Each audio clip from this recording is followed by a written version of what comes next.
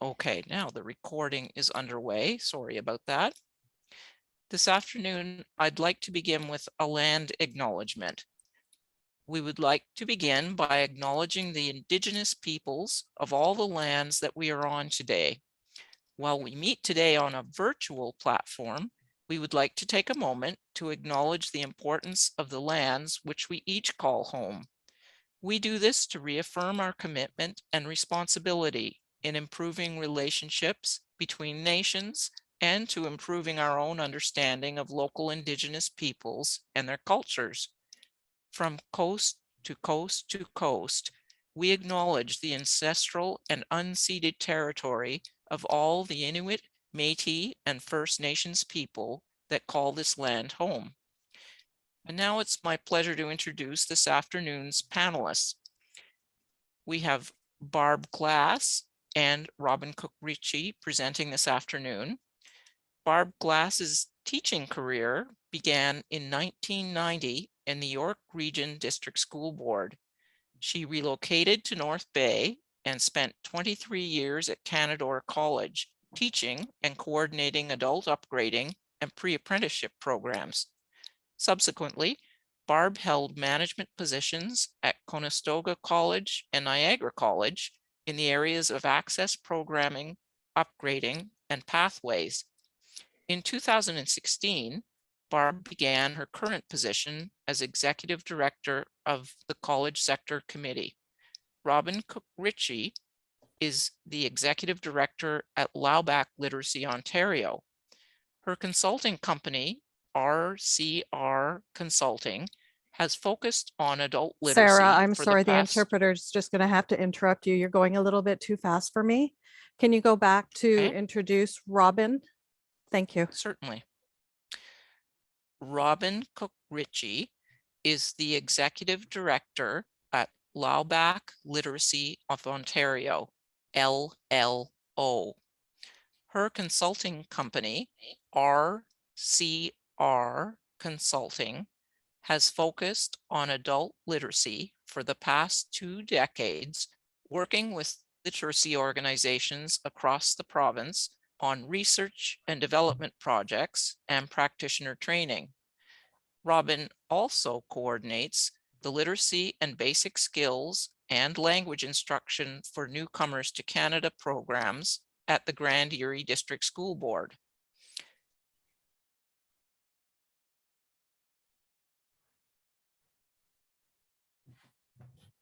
Thank you. It's now my pleasure to turn over the presentation to Robin. Thank you. Thank you, Sarah. Welcome everybody to today's presentation.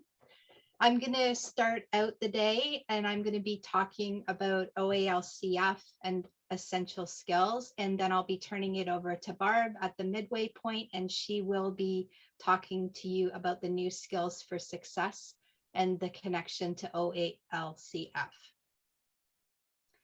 Before we get started, I just want to tell you a little bit about the pop-up PD for literacy educators. This is a free webinar series that's been developed by Ontario's regional networks, sectors, and provincial support organizations. The idea behind pop-up webinars is to support the practitioners with presentations on topics that are important to them. English language webinars have been presented annually for practitioners since 2015-2016, and French language transcriptions are available on COFA's website. There's a link on this slide where you can access all of the recording links and transcripts. And webinar topic ideas for the next fiscal year are always welcome to be sent to eChannel, which is Sarah's email address. So it's also on this slide.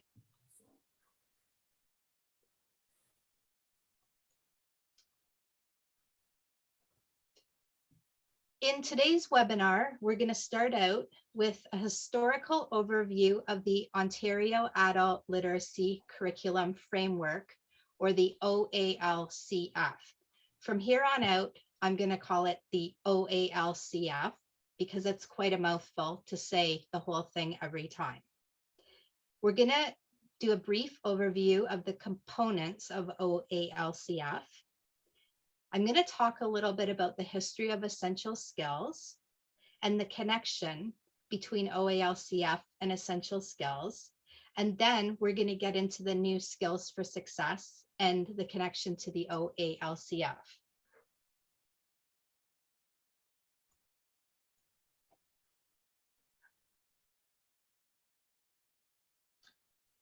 So historically, the OALCF was part of a 2007 plan in Ontario that stated under a Smarter Ontario, Ontario would work together with the college sector and all the other nonprofit groups and other groups supporting literacy across the province to design and deliver an adult literacy curriculum. There were three major phases in this initiative.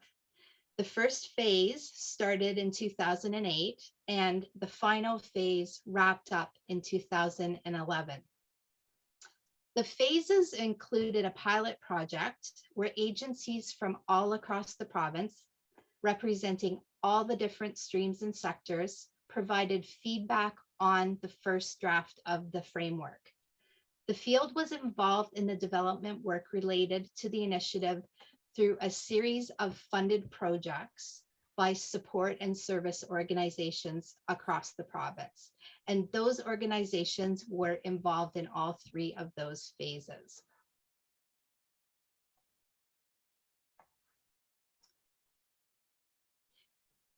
This definition that I have on this slide comes out of our current LBS service provider guidelines. And it's been the same definition roughly for the last probably 10 or more years with some tweaks here and there.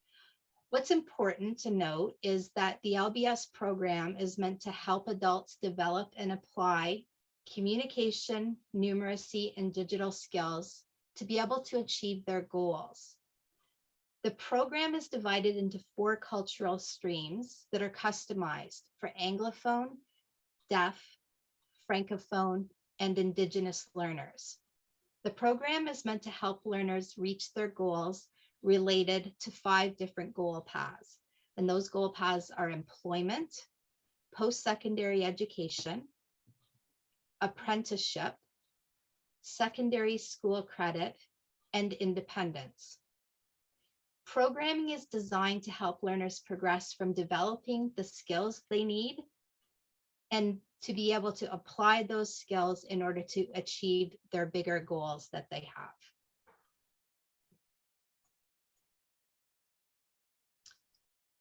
When the OALCF was developed, it was developed to strengthen and support the program that was already in place in Ontario. So it wasn't meant to replace it. It was actually meant to really strengthen what we were already doing in the province. Prior to the OALCF, if you've been around for a long time, you will remember something called the validation draft, or more commonly referred to as the matrix. And that was the system that we used before. It was a 5-level system, and it was actually basically the grade K to 12 curriculum broken down into skills. So when the OALCF development work was done, it was the first time that something was built from the ground up for adult literacy learners in the province.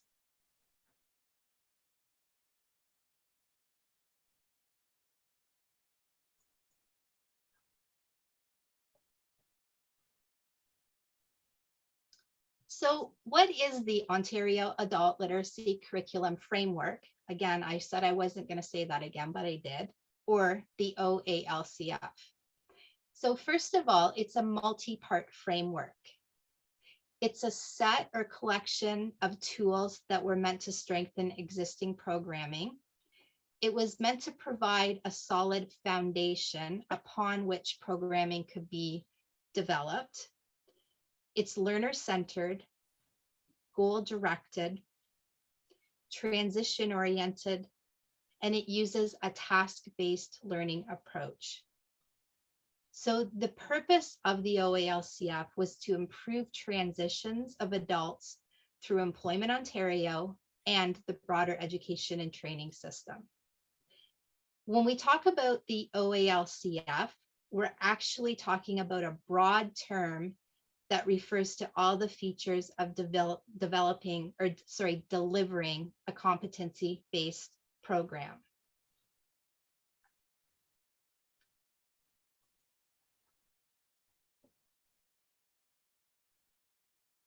The curriculum framework document is kind of the core of the OALCF. So there's a lot of supporting documents, but this is the core. This is the framework piece. It defines the scope of learning in Ontario's adult literacy programs. It's meant to provide some common criteria against which learning can be articulated. And it really focuses on the performance of realistic tasks that are related to the learner's goals. So the focus is on tasks, not skills. But of course, we know that you need to develop skills in order to be able to complete tasks or to do tasks. So it's not that we don't do skill development in LBS, it's just the focus of our framework is at that level of tasks, what tasks learners need to be able to do.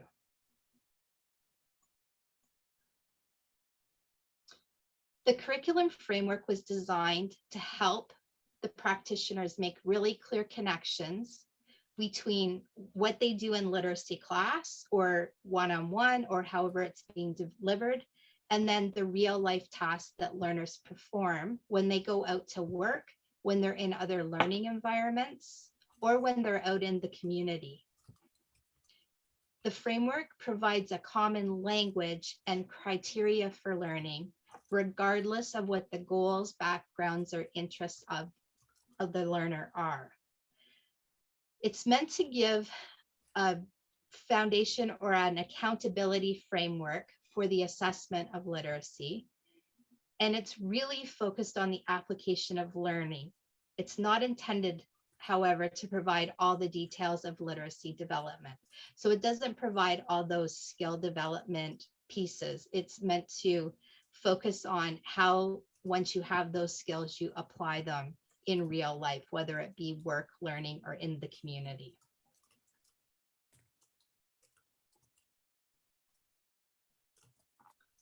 So the curriculum framework supports the development of skills, knowledge, and behaviors, otherwise known as competencies, that adults need so that they're able to fulfill their responsibilities at work, when they're out in the community, or when they're in other learning environments like secondary school, post-secondary, skills training, all those different environments that they may move on to after they're engaged with a literacy program.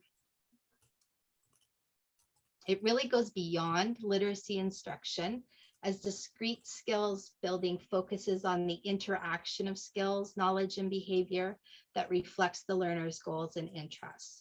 So it's not just about those skills they're learning, it's how those skills work together with prior knowledge, behaviors, and how that actually supports the learner's goals.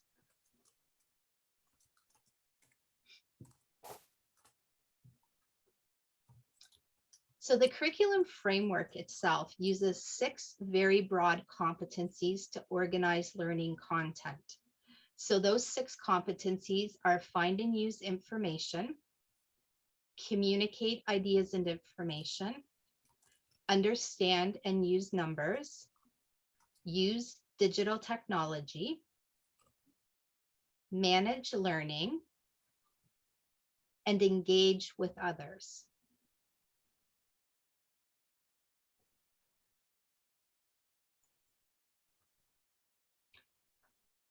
So those competencies were established or brought forth by synthesizing responses from literacy service providers across Ontario.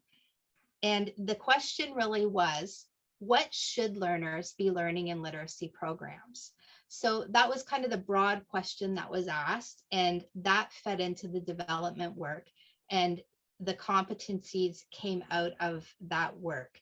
And as I said previously, all of the streams and sector organizations from the province were involved in this process of identifying these 6 broad competencies that answered that question. What should learners be learning in literacy programs?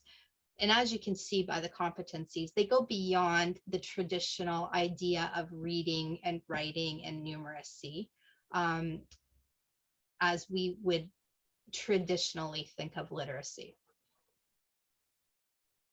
So the development team members representing interests of learners in Francophone, Deaf, Indigenous, and Anglophone programs, in addition to representatives from community-based, school board, and college service providers, all actually came up with competencies. This was the process. And then they came together in a large team environment over a lot of time and worked on all of these concepts until they reached consensus on the set of competencies that would actually end up comprising the OALCF curriculum framework.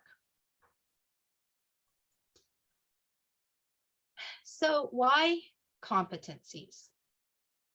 There's many reasons why. Competency-based learning includes all aspects. It includes the skills, but it also includes knowledge and behaviors. It also includes specific tasks to provide learning context for learners. Competency-based learning involves relationships with other competencies, and it also supports a learner's ability to adapt and apply what they've learned to new contexts. So it's an approach that's focused on the achievement of competencies rather than just isolated skills. And again, it doesn't mean that people don't have to attain those skills. You need to have those skills and you need to be able to bundle them together to be able to actually achieve the competencies.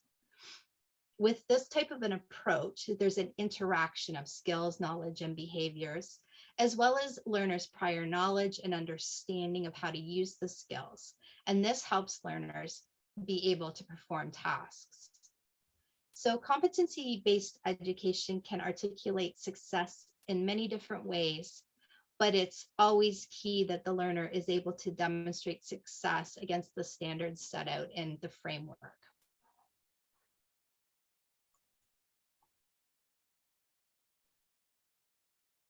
So again, competencies represent a full range of skills, knowledge, and behaviors adult literacy learners can expect to enhance while they're participating in literacy programming. They're context-free, and by that, they're meant to be broad, generic categories that apply to all learners. But they allow learning to be contextualized to learners' specific goals that they come to the programming with.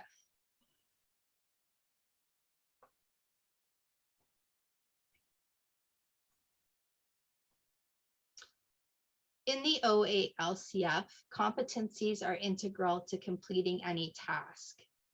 Competencies are almost always used in combination with other competencies. So they interconnect in some way.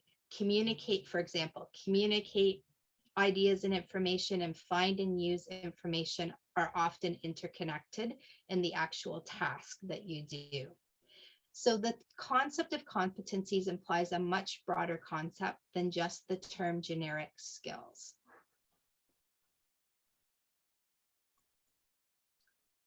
The idea behind the framework is that it can be used to guide or support program development, assessment, and instruction.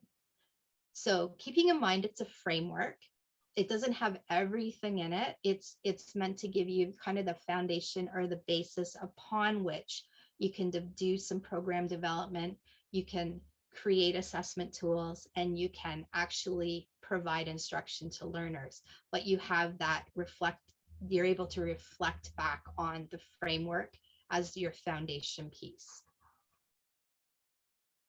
So that's a kind of a quick overview of the curriculum framework in particular. and what the intent was when it was developed over in the initial development. So it's been around now for a few years, and it's integrated into literacy programming. What I'm going to do now is I'm going to walk you through essential skills and the interconnection between essential skills and the Ontario Adult Literacy Curriculum Framework. So essential skills were the original foundational skills that were identified as integral to successful participation in the Canadian labor market. And that's important. That's an important distinction to know.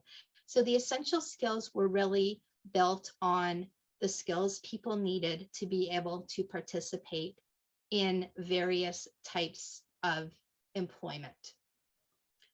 They are, however, a broad set of foundational skills, and they do have applicability across work, learning, and life.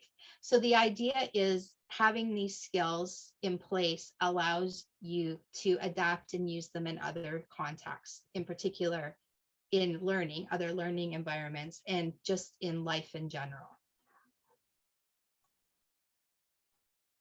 So they're enabling skills that help people perform tasks required by their jobs.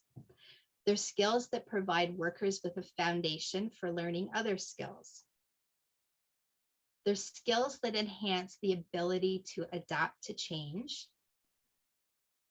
They're skills that people use to carry out a wide variety of everyday life and occupational tasks. And they are the skills or they needed for work, learning, and life. So when I talk about essential skills, I'm talking about the original set of essential skills. Later on in the presentation, Barb is going to be walking you through the new skills for success, which is replacing essential skills in Canada. But it's really good to have a basis in what the original 9 essential skills were, because there's a clear connection.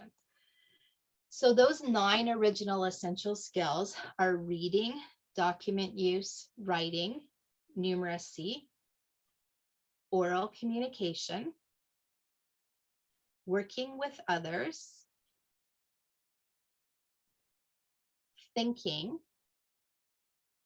computer use, and continuous learning.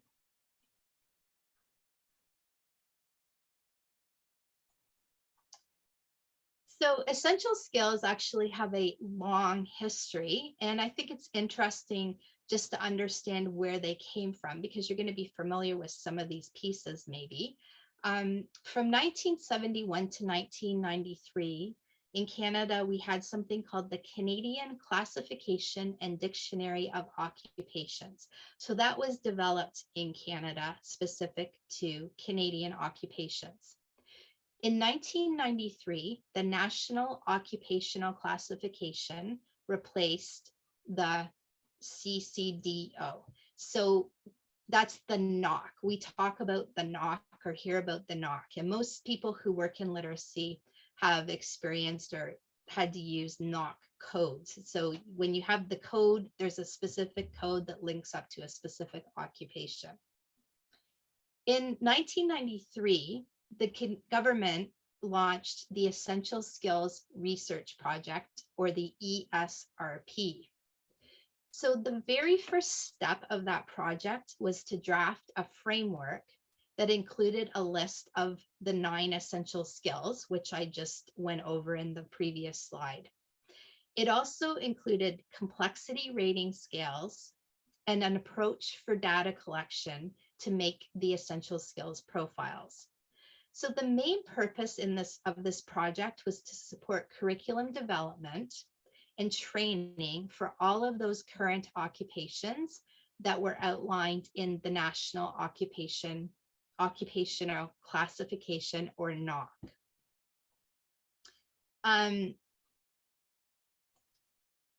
A lot of research went into this, and there is a fellow named Arthur D.W. Smith, He did a lot of work in the early 1970s on identifying generic skills for occupational training. And that was the starting point for this work. They also did a worldwide literature review, and they integrated information from the International Adult Literacy Survey. So that project launched in 1993. Between 1995 and 1997, there were pilots and data collection for the essential skills profiles. And then in 1998, they started writing those essential skills profiles. So the profiles profile a particular occupation and outline all the different essential skills that someone requires or would need to be able to be successful in that occupation.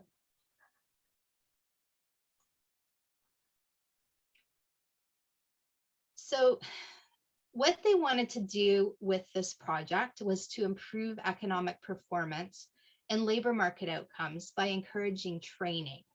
So the project identified those essential skills needed for work primarily, but also that were adaptable to learning in life. It answered the question, training for what, and how an individual would know if he or she would have the skills that they needed for a particular job. The project involved almost 3,000 interviews across Canada, and they looked at 180 different occupations when they did that. So they developed ways to talk about essential skills by using information from those interviews, and then they adapted scales from the International Adult Literacy Survey, also known as IELTS, and from Canadian language benchmarks.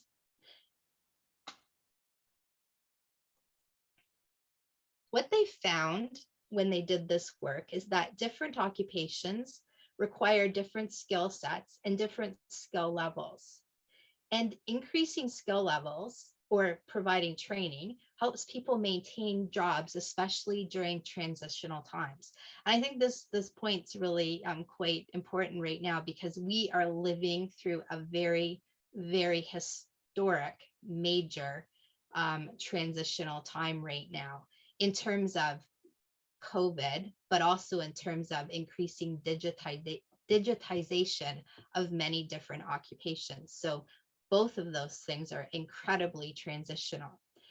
Education level, so someone's education level doesn't always equate to their skill level in performing certain tasks. So somebody can be, for example, somebody might have a secondary school credit diploma, but they might not have the skills they need to even perform or work in an entry-level job. It depends on the occupation and the skills required. And this project really took a close look at what different occupations required across Canada. So the other thing they found is that literacy skills are on a continuum, and they need to be used or they can be lost. And I think that we really do know that in LBS, because we see it all the time. People come into our programs and they have skill gaps, or they've had skill losses because they haven't used those skills. So how are the essential skills used? Workplace essential skills are foundational skills that everyone uses while they're performing the tasks required for their jobs. There were originally the 9 skills I outlined, and they were identified as kind of the most essential skills in almost every workplace. All 9 are used in different combinations, in different applications in almost every occupation. They're foundational skills you rely on to carry out work, and they're building blocks that you use to enable you to learn new skills. So they're essential to success. The 9 skills were the key to acquiring and applying all other skills. So they were quite identified as quite critical, and that's why, again, we're going through this just to give you kind of an idea of where they came from and how they were actually developed over time. So proficiency in each essential skill was measured with a complexity rating. So each particular skill had a specific complexity rating. So ratings looked at different dimensions for each skill on a 4-point or 5-point scale for the most part. And then complexity levels are assigned to example tasks that would be performed by a worker on the job. So these ratings were developed so that you could identify differences in skill requirements among different occupations and the underlying constructs applicable to learning strategies. The complexity rating considers different dimensions of a skill on that 4 or 5-point scale. And it integrates the information into a single number to kind of provide an overall rating. So complexity levels from 1, which would be basic tasks, to 4 or 5, which would be more advanced tasks, are then assigned to specific example tasks that somebody would do in a job. So that's how that kind of, when you look at an essential skills profile and you look at the different skills that are required, they'll tell you if you need reading text level 3, essential skill level 3. So that would be at complexity 3, that particular task in that job, if you're reading, would be at that level. Just to give you a bit of a sense of overall complexity. So this is a very general example of complexity and essential skills. So at level 1, somebody's locating and using information. So for example, this is an example task: pet groomers read items in supply catalogs and purchasing flyers. At level 2, you're locating and cycling information. So kitchen helpers read safety precautions relating to fire hazards in the kitchen would be an example of a task. At level 3, you're starting to actually integrate information as well. So you're still locating, you're still cycling, but now you're integrating. So an example of that would be branch managers at a bank may refer to several human resource manuals to locate and integrate information on topics such as pay scales and job descriptions.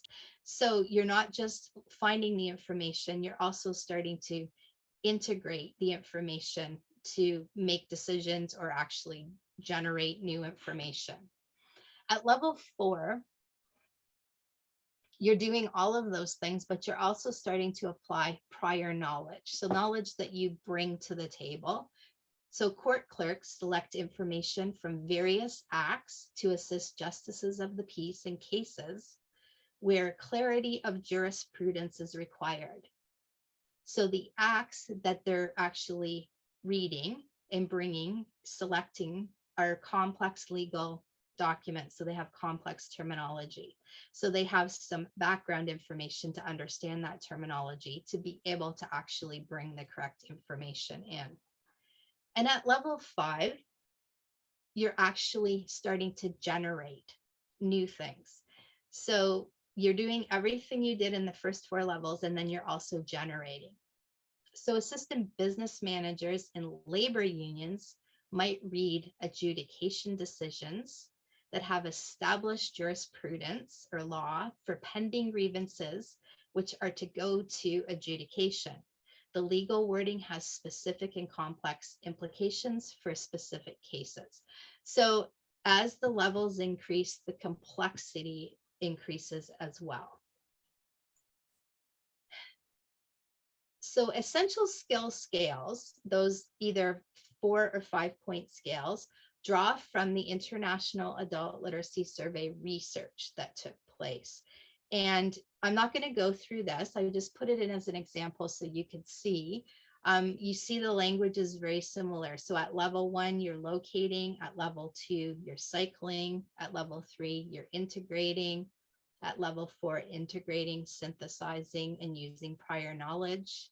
And then at level 5, you're also generating.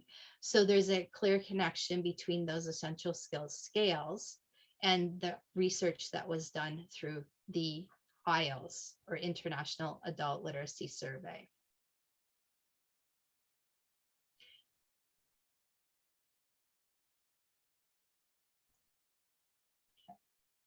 So I'm going to flip back to the curriculum framework now. And I'm going to try to explain the connection to the essential skills. So the primary purpose of the framework is to support adult learning.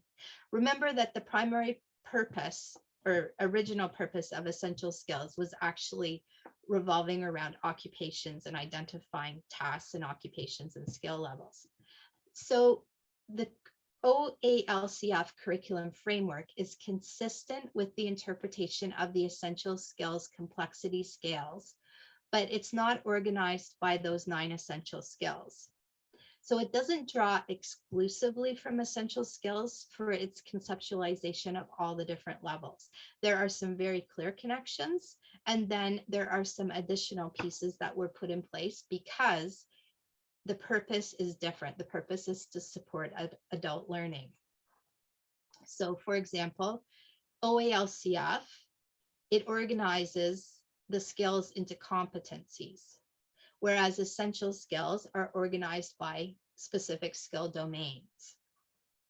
The curriculum framework departs a little bit from the essential skills framework and moves away from using skill domains established under that system, and instead adopts a system where learning is organized and articulated to competencies and task groups. So the OALCF focuses on how learners use skills outside literacy programs. It's competency-based and it's also task-based. So the focus is really on using what they learn in the program to do tasks outside of the program. And it does support work still, but it also supports other things like life and moving on to further education. The complexity in the OALCF is based on 3 levels. So it uses 3 levels to describe a learner's proficiency. Those 3 levels are informed by the same factors that drive complexity at essential skills levels 1, 2, and 3. The features include the extent to which the context is familiar and factors that make text and tasks increasingly complex. So when the OALCF was developed, the researchers relied very heavily on the essential skills research and the scales that were used in essential skills. So it's consistent with the interpretation of essential skills complexity scales for several of the essential skills. Essentially, OALCF levels 1, 2, and 3 are equivalent or support or linked to the essential skills level 1, 2, 3. So complexity levels, but remember, they were in essential skills, they were developed to address differences in skills needed between in the skills needs of occupations, and the OALCF has a broader application than that. The essential skills scale describes 5 levels of complexity. The curriculum framework only addresses the first 3 levels. So if you want to, the reason why that is the fact is that the decision to include only those first 3 levels was informed by the International Adult Literacy Survey findings. And those findings indicate that adults with level 3 that can do skills or do tasks at level 3 can meet most of the essential skill demands of daily life and transfer their learning easily from one context to another. So for programming purposes, there may be tasks practitioners choose to carry out with their learners that actually go beyond level 3, because that might make sense for some learners with some of their goals. But the framework, which is the foundation piece, really focuses on those first 3 levels that are indicative of foundational literacy and numeracy needs. So just to kind of bring it all back together, the OALCF has 3 levels of proficiency. It's informed by the factors that drive complexity at essential skills level 1, 2, and 3. It differs from essential skills as its primary purpose is to support adult learning. and it's supplemented with task and performance descriptors in addition to those drawn from essential skills complexity. So at this point, I will see if anybody has any questions that they want to ask. This is our kind of our midpoint and our switch point where Barb's going to take over the second half of this webinar. But while we're doing that, I'm happy to try to address any questions that you might have. And I'm going to stop sharing my screen now so that Barb is able to share her screen.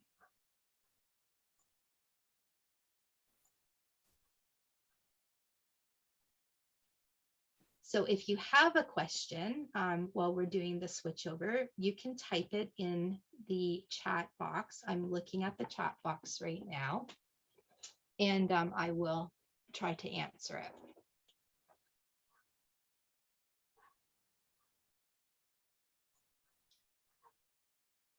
Thank you very much, Robin. I'm also just getting set up here and would like to confirm that my screen share is up and running and people can see it. I can see it, Barb. Okay, great. Perfect. All right, I'll wait just another minute and see if anyone is typing into the chat at this moment before we carry on.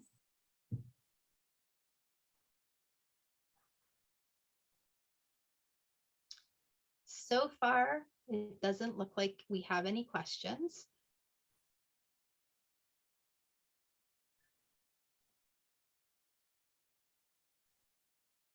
Okay, Nicolette, please review our add to the OALCF and essential skills competencies versus skill domain. I'm not sure what the question is, Nicolette. I'm sorry.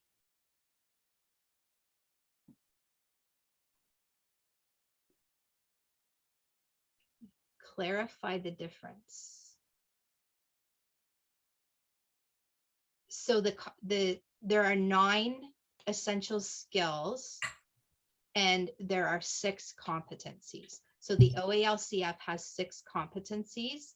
The essential skills framework identifies 9 different skill domains.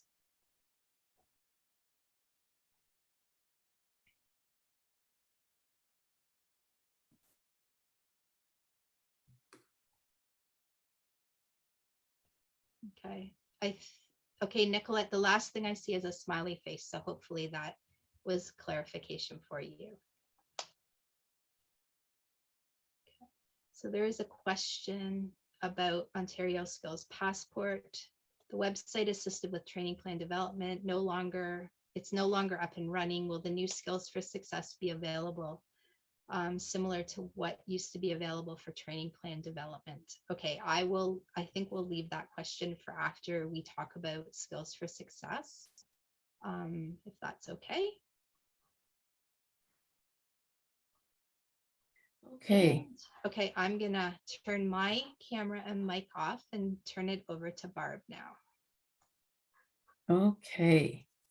Robin, thank you so very much. That was a great overview. And I think that you actually had more of the heavy lifting in this presentation than I did, or than I do, because I kind of have the more fun part of talking a little bit about the new pieces of what we can expect in the Skills for Success framework. And Stephanie will keep tabs on your question that you entered into the chat. And if I don't address it directly through this next part of the presentation, feel free to repost it at the end if you would like to do that.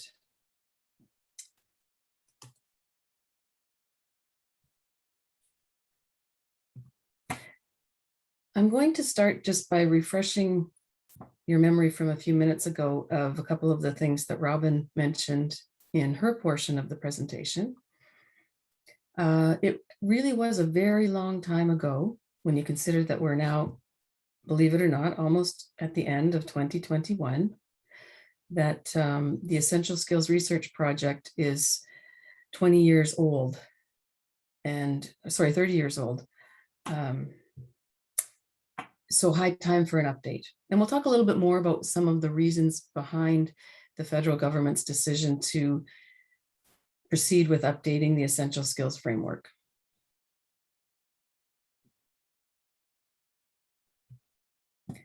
Again, just to refresh your memory, Robin identified the 9 original essential skills that were developed.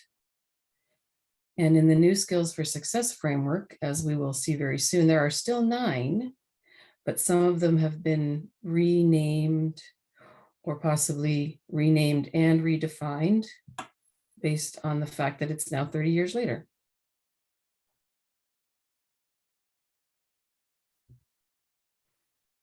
You might have seen this little phrase in other presentations over the years, either that might have been with one of us or from another colleague who was speaking about essential skills. And so I still like this analogy, whether they're called essential skills or foundational skills or skills for success, that the analogy is that they are the Velcro to which all other training and education sticks.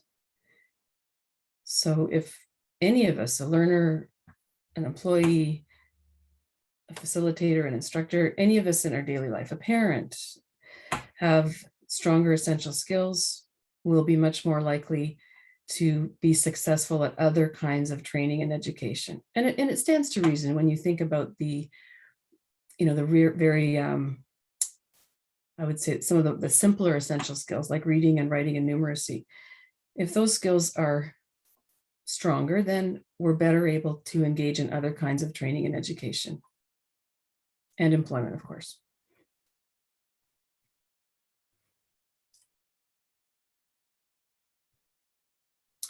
So, announcing the new Skills for Success. And this particular graphic is from the federal government's website. I'll be showing you a little bit more of the new website in a few minutes. So I think there's some really interesting differences even in the way this graphic presents the new Skills for Success, particularly for one reason, they're presented as a circle instead of a list. So I think that has interesting implications for both education and work and life, in that they don't necessarily have firm start and stopping points, but they work together as a group of skills to help all of us to improve our ability to engage in work, learning, and life. That part hasn't changed. So we have, starting from the top, communication, numeracy, writing, adaptability, collaboration, digital, reading, problem solving, and creativity and innovation.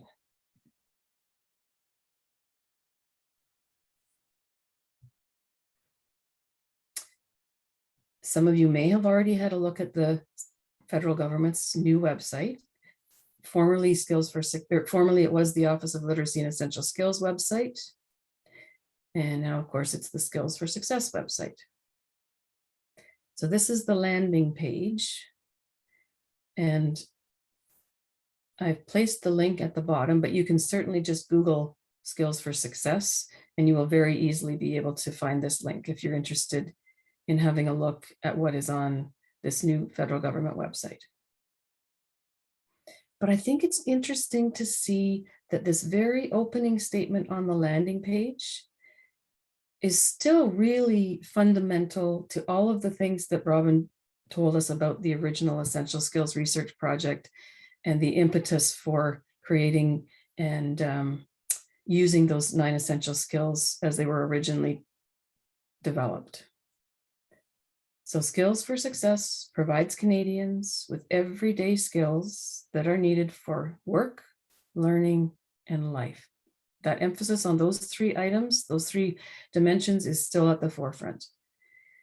Improving them will help you succeed in today's and tomorrow's workplace. So yes, there is a little bit more of an emphasis on the workplace piece still in the Skills for Success, just as there was in the Essential Skills framework. But always important to recognize that there are meaningful connections, not just to work, but to work, learning, and life.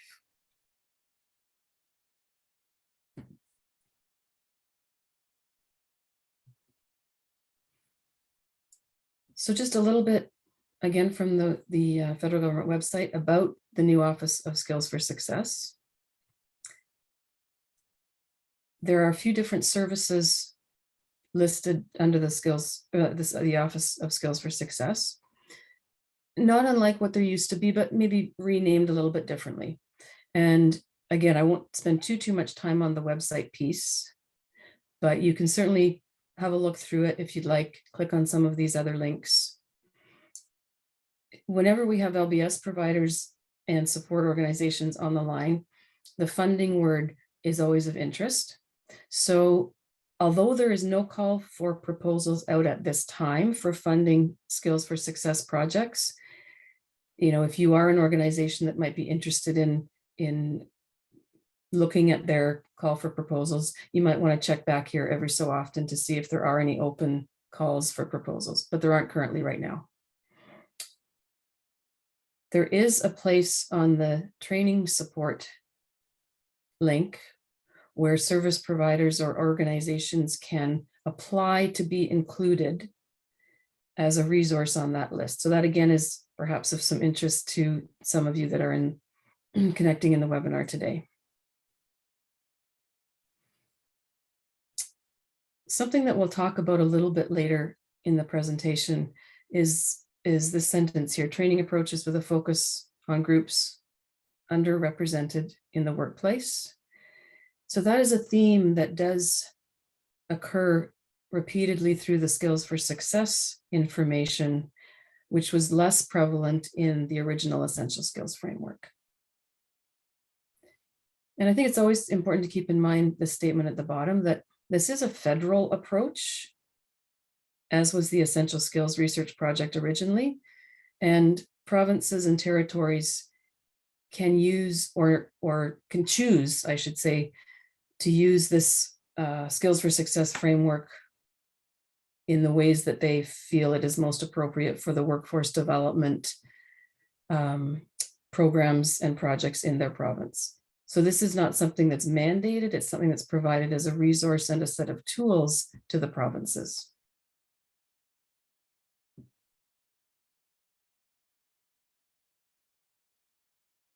And I just at the end of each slide glance up at the interpreter. If you see my eyes wandering up to my other screen, trying to just make sure that I'm not getting ahead.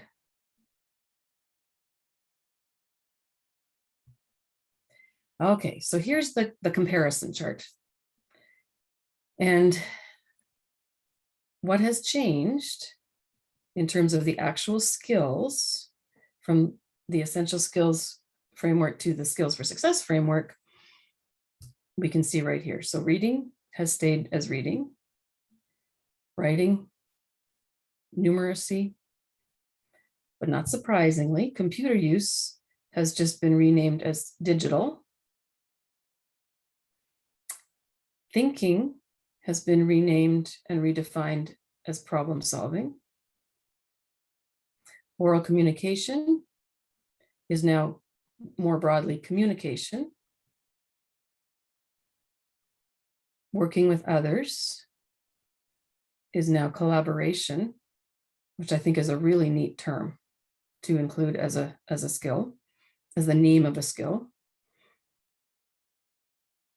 Continuous learning has been folded into a newly named skill called adaptability. And document use hasn't directly been translated as creativity, but creativity has been added. And document use has been removed as a discrete essential skill.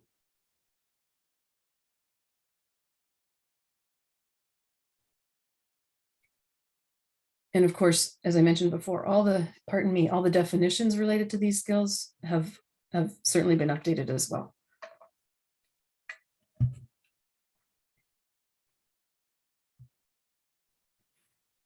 And one more slide from the website. just to highlight a few more features that you might want to have a look at another time when you have some time to check. Again, this is very much like some of the information that appeared on the old Essential Skills website. So discussions or information around importance of the skills, descriptions of them, and some video information. And once again, it's reiterated here, skills for success are the skills needed to participate and thrive in learning, work, and life.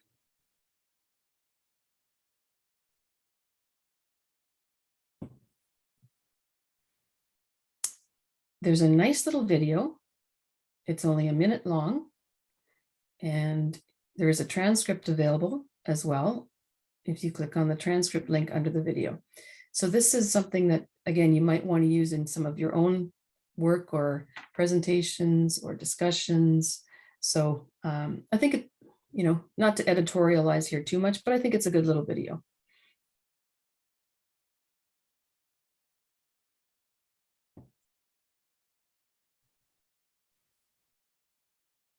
I'll just let you read this.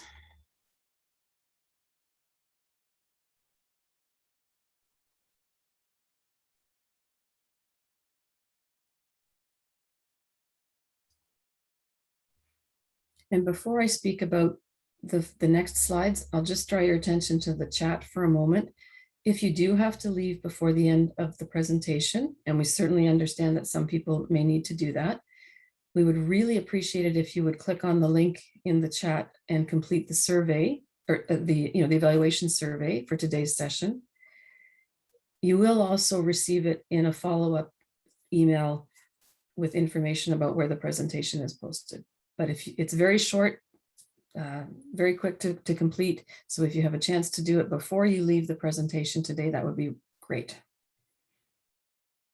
So last year we did a webinar in Pop-Up PD where we had some representatives from the Office of Literacy and Essential Skills. And some of you may have participated in that one at the time. So they gave us a little preview of the Skills for Success framework, but because it had not yet been publicly launched, there was a limited amount that they were able to share in the webinar. It was great to hear from them, great to have that contribution from OLS last year. So I did go back to some of the slides they provided and adapted them a little bit for today's presentation. So if you're having deja vu when you see the next few slides, it might be because you're recalling them from last year's presentation.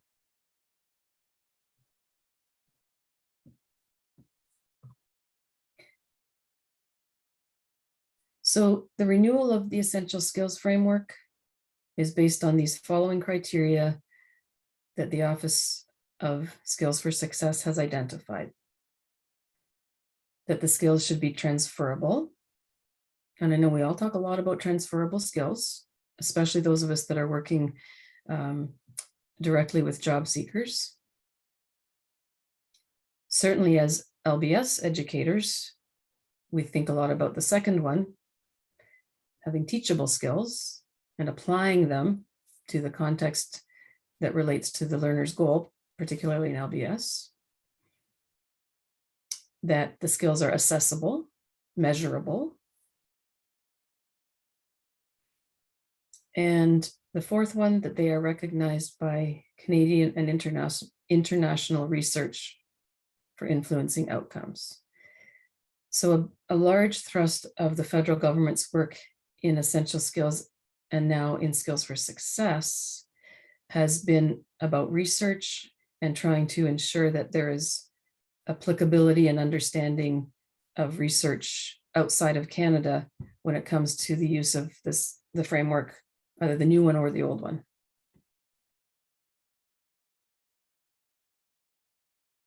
Leslie's put a question into the chat. I just happened to glance over, and she's asked, is there a guide similar to the Reader's Guide for the Skills for Success? I don't think it's available yet, Leslie. I would guess it probably would be, maybe sometime in the near future. I don't know if they would formulated in the same way. When I was preparing for the presentation, I didn't specifically see that on the website yet, but if anyone else has and wants to make a note of that in the chat, you know, always great to share a brain on these things and make sure that we are collaborating as much as possible. Follow-up question, does that mean they are eliminating the levels? No, the levels are still there. The redefinition or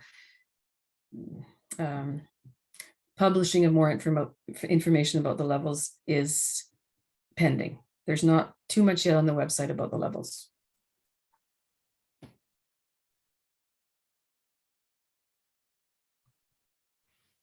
So let's take a moment and think about why actually, what might have been the federal government's impetus or reason for thinking there is a need to change this? Or why do you as an individual, as an educator, as a consultant, whatever your role is, why do you think it's important at this point in time that 30-year-old essential skills framework is updated? So I'll just, I'll hand it over to the audience for a minute and I'll keep an eye on the chat, and feel free if you're inclined to just put your idea or thoughts into the chat about why this kind of an update is important. Bruce has mentioned 21st century skills. Absolutely, Bruce. Carolyn has mentioned that the job market and expectations have evolved. Most definitely. Nicolette has indicated that more studies have been done about how people learn and what skills are important to not only children's learning, but continued adult learning. Absolutely, Nicolette. Jim mentioned changing times. Yes, of course. And I'm just going to scroll back up to the chat here. Much more need for adaptability and creativity in the workplace. And Heather added, right on the heels of Jim's comment, that employers are looking definitely for more soft skills. Amanda mentions that because everything has changed in 30 years, we need to change with the times. We need to offer relevant training and support for the people in our communities. Absolutely.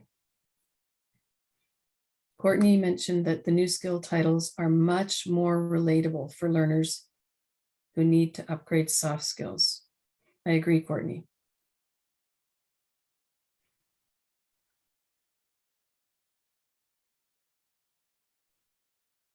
And Louisa mentioned a change in language. For example, communication, it used to be oral communication, and now it's just communication. Sandra mentioned the need to adapt to the ever-changing learning and digital landscape. Well said. Christy, there's a focus on building relationships and how they are the foundations of life skills. Definitely, interesting comment there. Stephanie Gibbons, the new workplace environment, such as working from home. Yeah, and I think, and of course, the skills for success development work started long before COVID, but interesting point, Stephanie, about, yes, this new reality of working from home and how that does necessitate some different skills than perhaps before so many people were working at home. Lisa mentions the need to update it to make it more relevant to the 21st century. Exactly, and similar to Bruce's comment earlier. Okay. Oh, and Louisa's finishing her comment. I sort of finished it for you, Louisa, so I'm glad to see that I interpreted it correctly.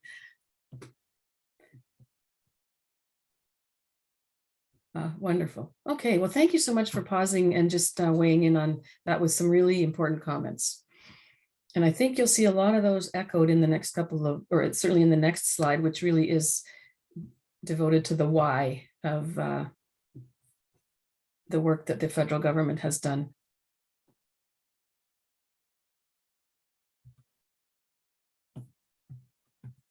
Oops. So many of the comments in the chat referred to this concept of an evolving labor market.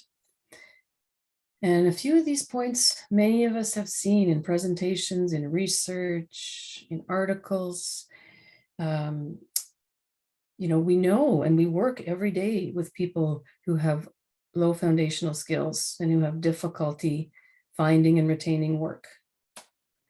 And we have seen this statistic, more than 75% of workers have literacy and numeracy skills at level 2 or below on a 5-point scale. We live this every day in our work.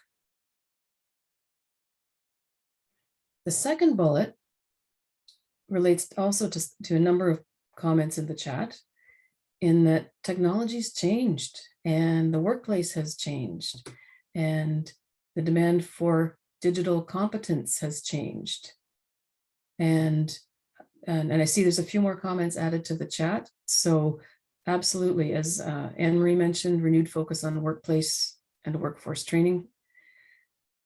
Stephanie mentioned that people now expect different things from both their employees and their employers. Yes, good point, Stephanie.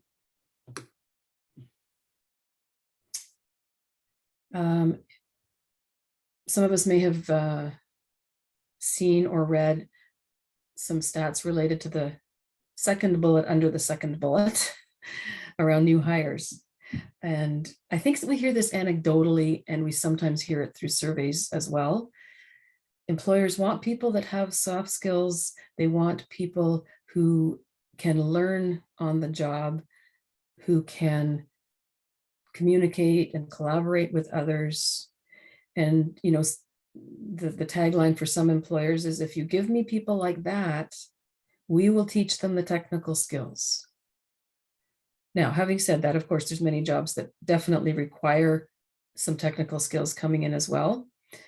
But 67% is a pretty large number when you consider, employers' focus on soft skills, or a pretty large percentage.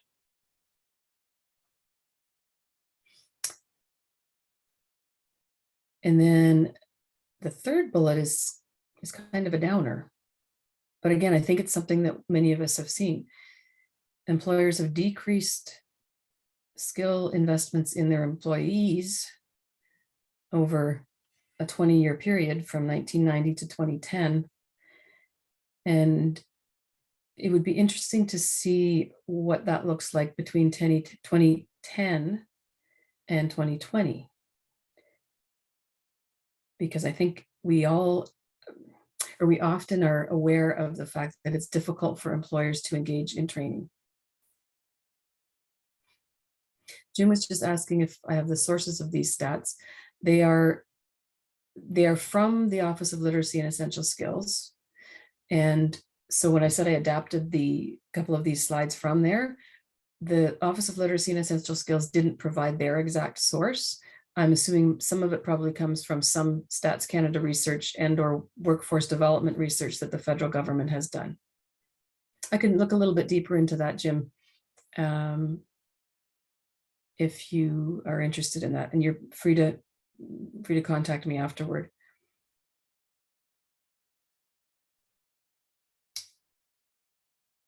And just again, glancing up at the chat. Okay. So here again, something that many of you mentioned a few minutes ago. Soft skills, or social emotional skills, as they're now being branded in this particular framework, are more and more and more important. It's also important, and we've kind of talked a little bit about this too, is the ability to adapt one's social emotional skills to different situations. Are you interacting with a client? Are you interacting with peers at a meeting? Are you out in the community doing a presentation? Are you, a frontline sales associate at a store? All of those different roles require different kinds of interactions and different kinds of social emotional skills. And I think the third bullet's interesting. No consensus on which of the several social emotional skills are the most important. So The Skills for Success framework, according to the federal government, is flexible with respect to different learning, work, and life contexts.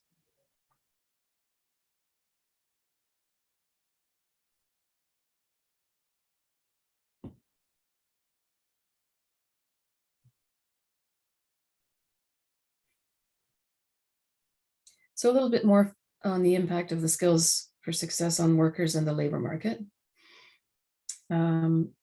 These are bullets that I would say is a bit like the wish list of the Office of Skills for Success in some of the what they hope will be the outcomes and implications of the new Skills for Success framework.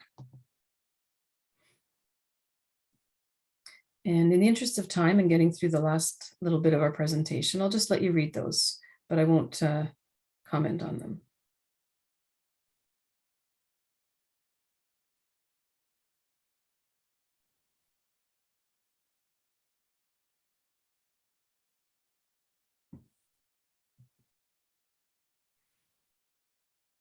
Another focus of the Skills for Success framework, which really wasn't mentioned or highlighted in the Essential Skills framework, is the attempt to appreciate diversity and inclusion.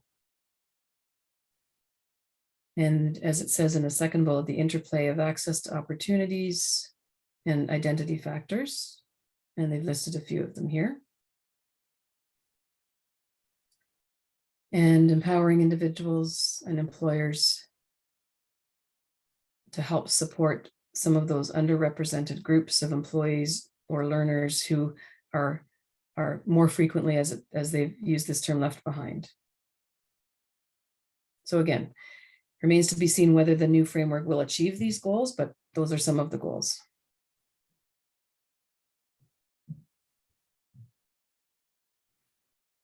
Heather, I agree. Heather's mentioned in the chat, this is very supportive of an increasing immigrant workforce and an increasingly diverse workforce for sure, Heather.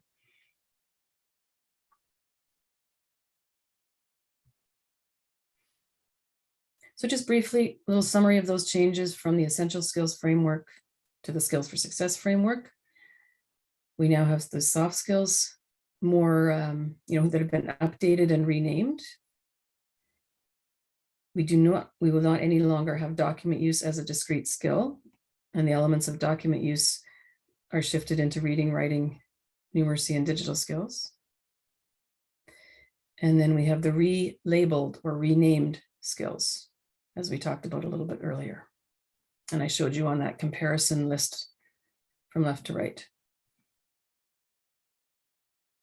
And of course, greater focus on the soft skills. And sorry, I have a typo in there. It says socio-emotional.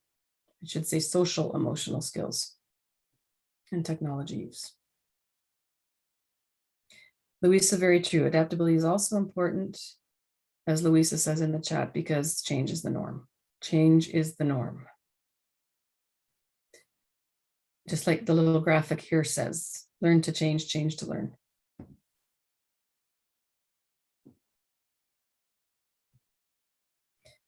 So, as Robin did, let's bring it back a little bit to the Oalcf now, and how the new framework may or may not mean different things for the Oalcf right now.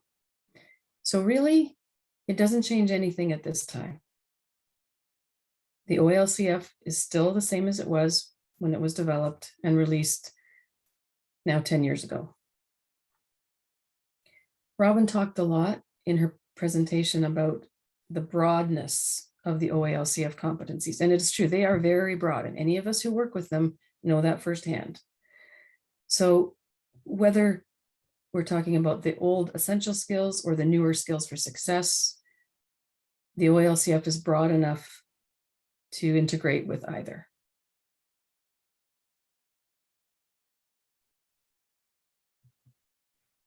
So let's spend the last few minutes, again, just bringing things back to the Oalcf to look at a few connections that we might be able to articulate today.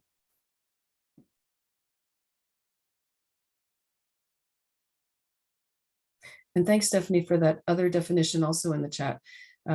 These social emotional skills have also been labeled as social, emotional, relational skills. I really like the term relational because it does imply that communication with others more, I guess, overtly.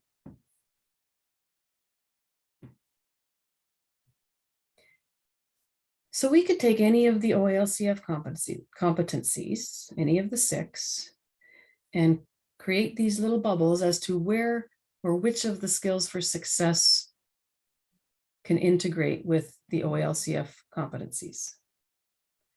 And the next few slides are just more bubbles as we go through the different competencies. We won't spend a lot of time talking about each one individually. But the purpose of these next few slides is just to help make that connection between the very broad competencies of the Oalcf and where some of the skills for success can integrate with or relate to the Oalcf competencies. We could have done this with the old essential skills too. Since we're now talking about the skills for success, we'll use that new terminology.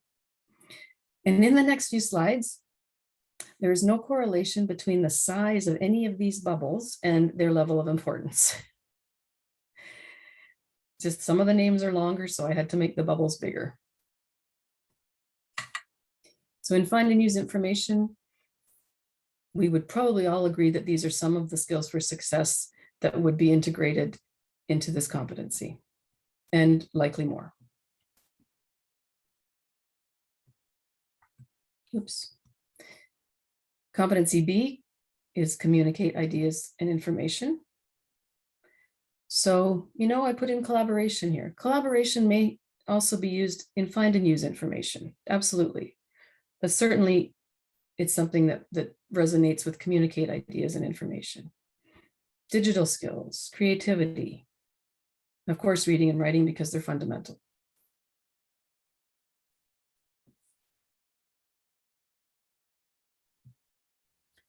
Understand and use numbers. And again, I've added problem solving in here, but problem solving could relate to many competencies. I only had so much room to put bubbles in without making the slides too crowded.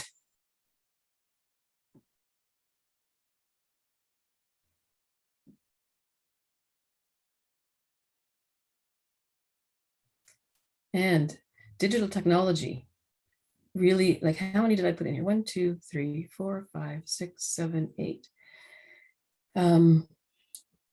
Probably the 9th one could have fit in here too, because as we all know, the use of digital technology now is just incorporates so many areas of skill.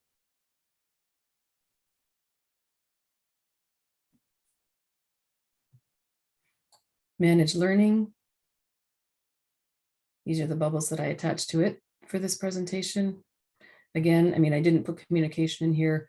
Communication is almost implicit in any of them, but just to give us a little starting point, and then we'll go to the last one, engage with others. So again, collaboration. Certainly one needs some adaptability when engaging with others. We talked about that in different contexts in the workplace and in learning and in relationships.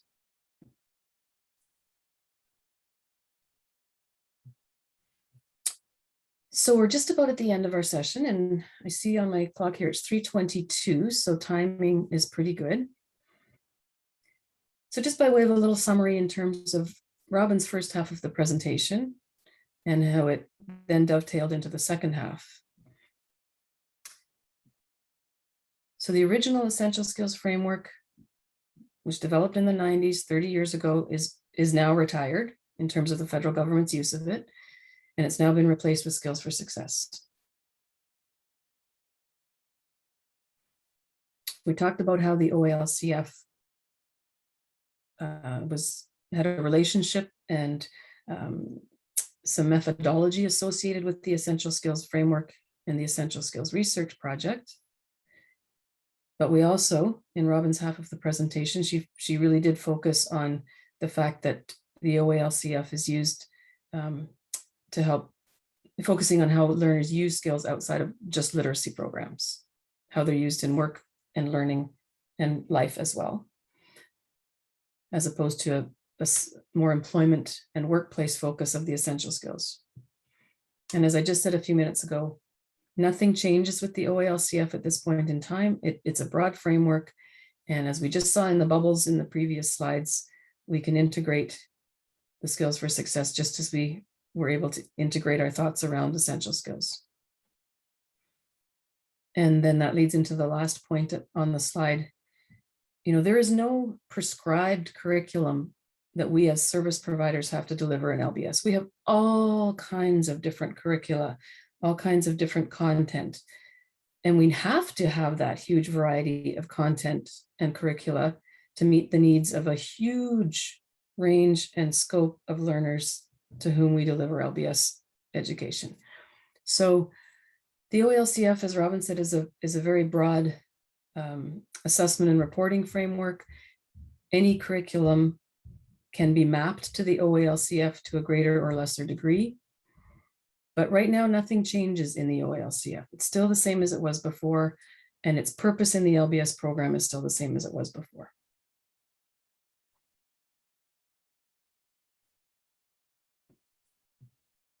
So with that, I think that I'll stop there, and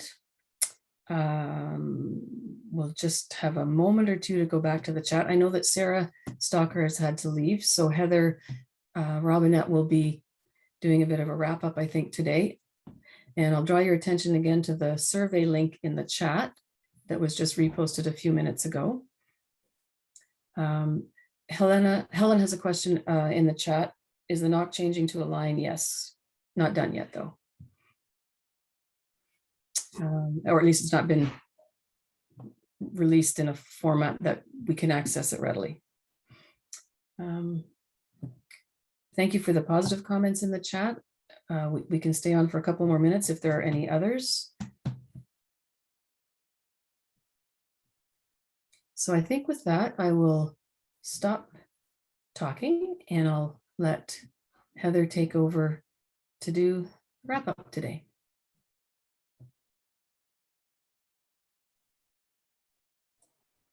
Thanks, Barb. Of course, I've got a bit of laryngitis going on, but just want to thank everybody for attending today's webinar, and thank you especially to our presenters, Barb and Robin, for giving us a great history of essential skills and OALCF, and then showing us where the next direction will be and how all three of those things can tie together. Thank you to our interpreters as well today for the great job of interpreting. You do a lot of work, and it's I don't know sometimes how you keep up with all the speech that's going on, but we do appreciate your efforts, and I'm sure those that require that your services do as well. So thank you again. Thanks to the members of the Pop-Up PD committee for those that helped behind the scenes to answer some questions that were being asked as the webinar proceeded to. And thank you to Kofa, who will be translating the webinar for the Francophone agencies, and for the members of the pop-up committee who are listed on the screen in front of you now. So with that said, I won't belabor my role in wrapping up.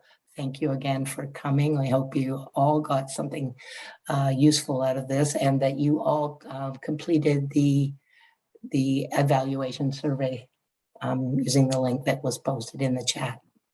So thank you. And I just noticed a comment from Bruce. Thank you, Bruce, for the correction from the last slide.